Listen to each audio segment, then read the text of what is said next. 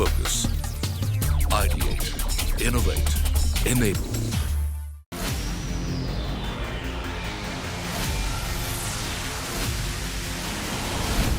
Forbes India presents D2C Disruptors, powered by Smytten. Hello and a very warm welcome to Forbes India presents D2C Disruptors, powered by Smytten. Smytten is India's largest tech-enabled D2C product discovery and trial platform, which aims to enhance the way Indian consumers discover and experience products and services. And today we'll be talking about emerging consumer and D2C trends. Where are these trends coming from? Where are these learnings coming from? Let me tell you about Smytten Pulse, which is India's first data-driven solution made for brands. It is a platform backed with AI/ML technology that enables entities to decode and dissect consumer data. And Smytten Pulse was instrumental in the brand conducting one of the largest consumer surveys with a sample size of 15,000 Indian shoppers across demographics pan-India. And what emerged were fascinating insights on consumer behavior that brands can use to frame business and marketing objectives. We decode today some of these trends and look at the highlights of the survey across categories such as personal care, makeup, fragrances, health and wellness. Joining me on this panel, Amev Sharma, founder Kapiva, Priyank Shah, co-founder and director Rene Cosmetics, Tarun Sharma, co-founder and CEO MCaffeine, Swagat Sarangi, co-founder Smytten, and Divij Bajaj, founder and CEO Power Gummies. Welcome to the show, everyone. First question has to be to you, Swagat. Smytten recently conducted this really huge consumer survey. What led to this survey? What went behind the scenes? And you're sitting at absolutely a mine of data. A lot has been said in media about D2C, right? I mean, one point in time, D2C was a hero, and now you hear stories about is the D2C story in India dead? Is the D2C slowing down? So there are like two camps out there. So we thought that, okay, instead of going by all these projections and assumptions, why don't we kind of go to the consumers directly and kind of try to understand what are their drivers and how is their attitude being formed towards the D2C and new age brands, and then kind of bust a lot of these myths in the process. So that was honestly the driver behind doing the research. And if you see, we almost reached out to more than 15,000 users, and we used all the standard model of research of cognitive learning one typically uses in the industry to understand three drivers, right? So if you see, any demand is driven by three core parameters from a consumer perspective. One is a cognitive ability of the consumer, which is the knowledge and perceptions they have. Second is the affective parameter, which is the emotions and feelings the consumers should have about a certain product or a certain brand. And the last thing being cognitive parameter, which is likelihood of a consumer taking an action or a certain action towards a certain product. So we kind of try to understand and decode all these three in terms of where the consumers are today forming their perception about D2C brands, how are they feeling about it, and how likely or dislikely they are to kind of take an action against a particular product category or a brand. So that's broadly the research summarizes. Fantastic. So awareness, connection, action is primarily what we are looking at. And what were some of the key trends that came out?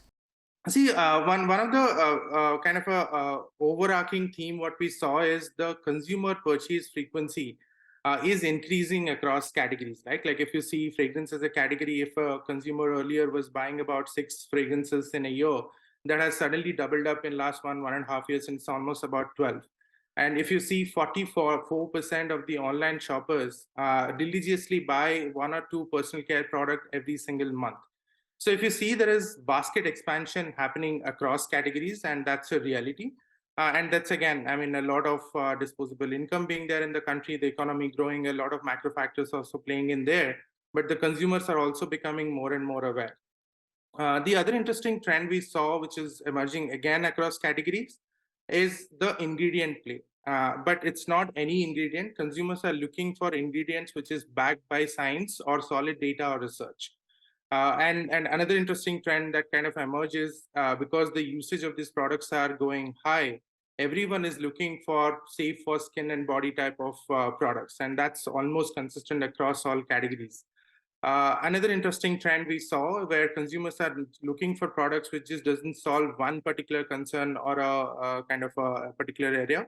It has to be multifunctional, and these are 3-4 big trends which are seeing across the categories. Very interesting. Let me get now the brands in and ask them what their experiences. Tarun, if I may come to you, you are actually catering to a market which is very particularly choosing caffeinated products, which is absolutely different from all the other products that are available in the market. So what has your experience been? How has your user base grown? How are people discovering MCaffeine? The consumers have been choosing very differently the kind of products they're choosing today as compared to the last decade, right? Right now, the discovery happens through internet and you keep internet in your pocket. So that's the prime source of discovery for brands like us. Now, when it comes to ingredients, I think MCaffeine has always been very committed to the power of caffeine.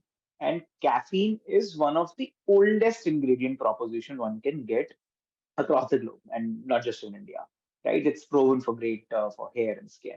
Now, when it comes to ingredient-based hooks, that creates a strong differentiation on in the market when you cut the clutter across 10,000 brands. But what it also brings is the credibility and the promise, which is again backed by science, backed by nature, to give the best solution for the consumer's concern, right? And if you dissect the market for the last 30 years, and the globally personal care market has been ingredient based only, right? It's not a new phenomenon.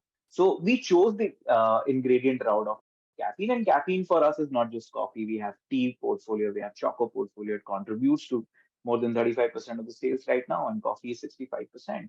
So consumers are kind of opting for a great solution. It can be backed by an ingredient A or B, but at the end of the day, customers are looking for the best solution. Now, the definition of solution has changed over time. People are not just looking for a plain vanilla efficacious product. They're also trying to get a very high degree of sensory and experience out of their products. And combining these two factors, the new age brands needs to constantly evolve on those two vectors rather than just saying that we have done the R&D once in 10 years and now we are sorted for the another 10 years. You need to probably be 10x more agile as compared to what you were in the last 10 years. So that's how we see the market from an MCaffeine. Amev, with Kapiva, you are in the Ayurveda products market, and that market is also seeing a lot of players come in. Has there been an intrigue from consumers about what even within Ayurveda are you offering, and what does your customer insight tell you? So, we've seen, and I think globally, we've seen a huge tailwind behind Ayurveda, behind herbal products, right? But, the biggest gap between offering and what the customer needed was actually education. People in today's day and age, right, where you're spending more hours at work, pollution is higher than ever before, quality of food is reduced. People actually need good quality lifestyle products for lifestyle problems, right? So be it weight management, be it hair fall, be it sugar control, Ayurveda has real answers which are actually backed by science, and actually there's enough medical validation behind those ingredients. So D2C for us was the opportunity to actually communicate in an in-depth way with our consumer and actually provide education around Ayurveda to help grow and demystify the category as a whole. So yeah, for us, the idea is to build the future of Ayurveda, which we see as being R&D backed, which we see as being education first, and which we see as solving very clear consumer problems as opposed to being a generic solution, right? I think beyond that, we're also building in things like personalization, and Ayurveda is not only product, it's also lifestyle, it's also food, right? So D2C allows us to bring a very holistic approach to solving a problem. So I think that's how we're looking to kind of really innovate and change how Ayurveda is perceived and make it easier to use as well. Swagat, if I may ask you, cosmetics in that data set, there is an interesting cosmetic data set about loyalty. Would you elaborate on that, please? If you see makeup as a category, you would imagine people to be a lot more loyal because of the color preferences and the texture and everything. But our research through that, the loyalty is only limited to 10% of the consumers. who would not change their product for life. But the rest of the 90% of the users are in a very flirtatious mode today as consumers, and they are looking for better solutions. Again, more multifunctional, multi-utility, need-based solutions on their makeup regime. What is coming out clearly is makeup being more from an emotional need is kind of becoming a functional need because the usage is also going higher. So if you, there's a very interesting fact that was there. Within the age group of 18 to 25, 2/3 of the women actually would not step out of their house without using at least one makeup product, even if you are stepping out to your neighbor. So the usage is kind of skyrocketing, and hence the need for differentiated product is also kind of arising out of that. Priyanka, bringing you in here, 10% loyalty and 90% are ready to look at other options. Was that one of the big supporters for your business as well? Because you are getting into a very busy market, but you are clutter breaking, and you are also into multifunctional products, which were at once upon a time not heard of. And a lot of companies were getting away from that.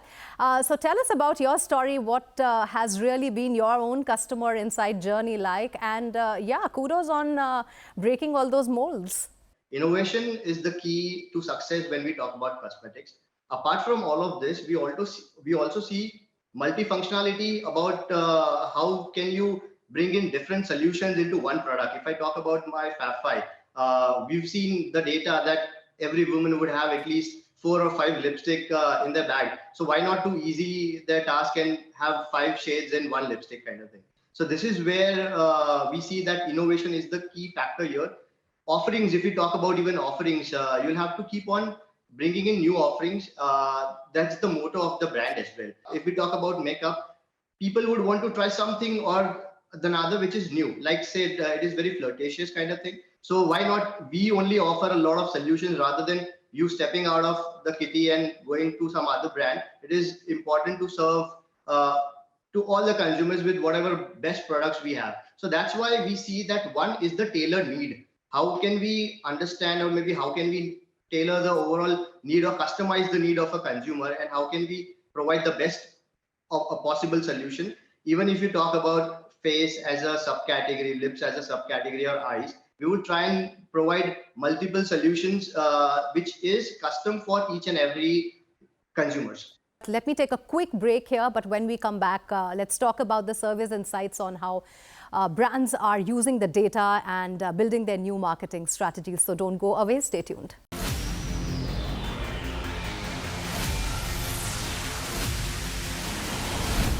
Forbes India presents D2C Disruptors, powered by Smytten.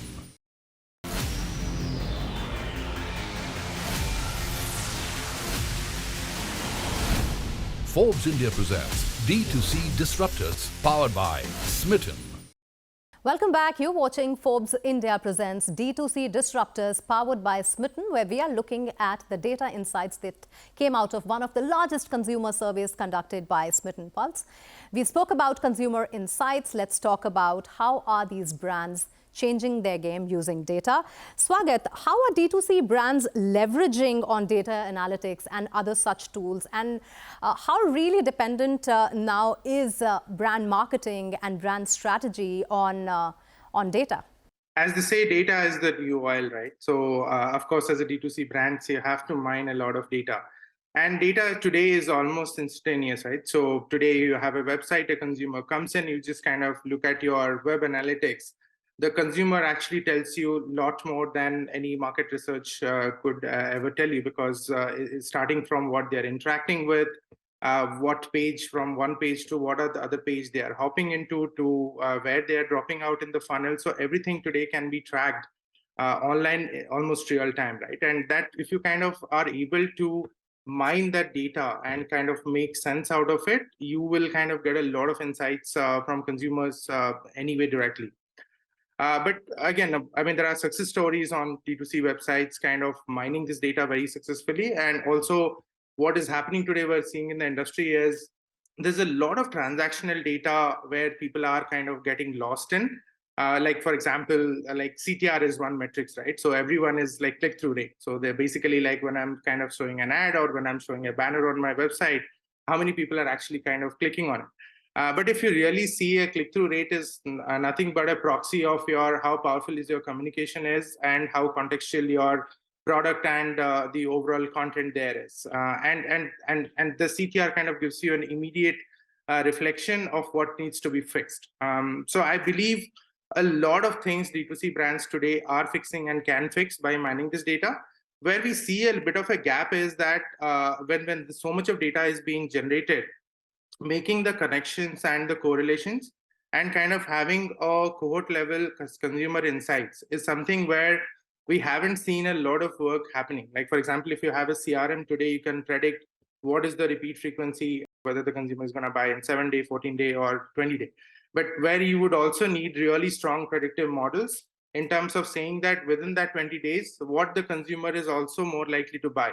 Is there a opportunity for me to cross-sell, upsell something on a kind of a other category of product? And the research, I mean, has shown a very interesting insight. 70% of the consumers are likely to buy a product from a brand they're familiar with in a different category. So there are a lot of these opportunities today that is there for the D2C brands. And I believe AI ML is yet to make their way into the D2C world. And that's the revolution we will see in the coming decade. Divij is here with us. Divij, welcome. Hi, thank you so much. Divij, what has your personal story been with your brand when we speak about customer acquisition, customer life, also understanding the customer sentiment? Everything is data-driven these days. Data crunching is at the base of all the brands taking actions. And especially in the health and wellness space, there is suddenly a lot of interest post-COVID, more so, where people are consuming anything that is promising to make them healthy, keep them healthy. What has your story been like with the Power Gummies? When it comes to our story, we realized that, long back, not just after COVID, we realized long back that people are looking for health alternatives. And the only reason why the nutraceutical industry is not growing in India and has not become OTC like it is in the Western countries is because of the form factor. The moment you sell them anything in the form factor of pill, they treat it as a medicine. For them, it is no more a OTC product, something that they can consume on their own. So we thought that we have to play around and build a nice, lovely format which people are happy to consume, and that eventually makes nutraceutical OTC. And people are not afraid of having it. So we positioned the lifestyle angle into it, took a little inspiration from calcium sandos, where, before calcium sandos, nobody was actually giving calcium pills to the kids. The moment they bought a toffee, which would give you the health benefit of calcium, voila, the whole market opened up. I mean, similar is the case for Chamanprash in India, wherein if they would have packed it in a Ayurvedic multivitamin tablet, it wouldn't have worked. But the moment you do it in the form factor of Chamanprash, which is easy to consume and gives you immunity, it's something that has a wider acceptability. So we thought of working it out. We worked on different products, different variants, and we realized that gummies as a form factor has the highest advantage because there you can add as many vitamins and minerals as you can. You have a nice shelf life. It's a fun format that you would like to have if done properly. I mean, there are a lot of rivals in our category that are doing the low quality pillow pack gummies, but we were very cautious in terms of on day one that we have to build the best brand, giving the best quality in terms of being very sure on scientifically what we are claiming. So any gummy that you eat of Power Gummies is clinically tested on our own human clinical trials. That's a different thing that we have bought in India, and which is on the Indian audience. It is not based on Western stories on different clinical trials done by different people globally. It is our own clinical study up till WHO level, published publicly for everybody to see on Google. Just type Power Gummies clinical trial, and it is based on Indian audience and Indian human set. But to explain this and to create the awareness, like which was just explained right now by both of my partners here, partner founders here, is that you need a communication method, and that has been that digital marketing has played a big role for us to communicate that to the audience in a very penny-wise format where people love to understand and hear about what and how differently the brand is doing. Swagat, I'm giving you the last word. What is the future looking like for D2C brands, and what should they be careful about now? See, again, I'm an eternal optimist, and I believe that India is a very underbranded market. And as an economy, if you see from a $3 trillion to will become a $7 trillion economy by 2030. So that's essentially doubling the consumption of the whole country of 130 crore people, right? And given that consumers are becoming more and more discerning and looking for more need-based solutions, so there is a room for a lot of brands and a lot of new products. But again, I mean, I think a couple of riders which like all of us need to be worrying about and be careful about is, if you see today, if you are a pure play kind of an online platform and have not kind of figured out your omni-channel strategy, you're probably missing out on 77% of the consumers who are dropping out at the end of the funnel. I mean, that is what the research shows, right? 77% of the users are not kind of buying a product because they are not able to get a validation or a confirmation about the efficacy of the product. And how do you kind of drive those moments of intent to final conversion for you as a D2C brand? And of course, the consumer trials at large scale is going to be one of the enablers, and that's what we have been kind of trying to solve for. And in across categories, we have seen that 80% of the consumers are more likely to actually kind of adopt a new D2C brand post-trial. And that is something we cannot solve alone. The industry has to kind of come together and take that leap of faith and solve for that experience bridge between the consumer and the brand today. The other interesting trends which like everyone should be looking at is if you see overall well-being of yourself mentally and physically is becoming a very large thing for Indian consumers, especially the core 100 million internet shoppers that we have today. And hence you need to kind of convince the consumer that why is it good for them. And then again, the ingredient play in India has just started. We believe like we have something called a trend forecast on Smytten Pulse, where we mine almost like 15 million user data every single day and just kind of throw a forecast on what trends they are kind of looking at, right? I mean, I was just looking at the data yesterday in the hair care category. Sweta Kutuja is coming up as one of the most searched for and relevant ingredient today in the hair care category. Have we cracked that yet? No. If you look at like for example, UV protection in your shampoo, a lot of users are kind of looking for that today. Do we have a product which protects you from UV from shampoo application? No, we don't have it, right? So there is a lot of innovation that has to happen, and I think India is just ripe for it now. Thank you so much for this absolutely captivating conversation, gentlemen, and those wonderful insights. Needless to say, these are insights most D2C brands need today to understand not just the consumer behavior, but also how to change their strategies to stay relevant. You were watching Forbes India Presents D2C Disruptors, powered by Smytten.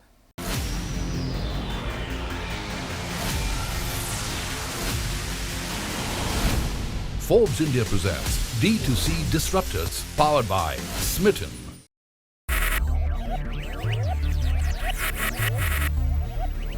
Focus, ideate, innovate, enable.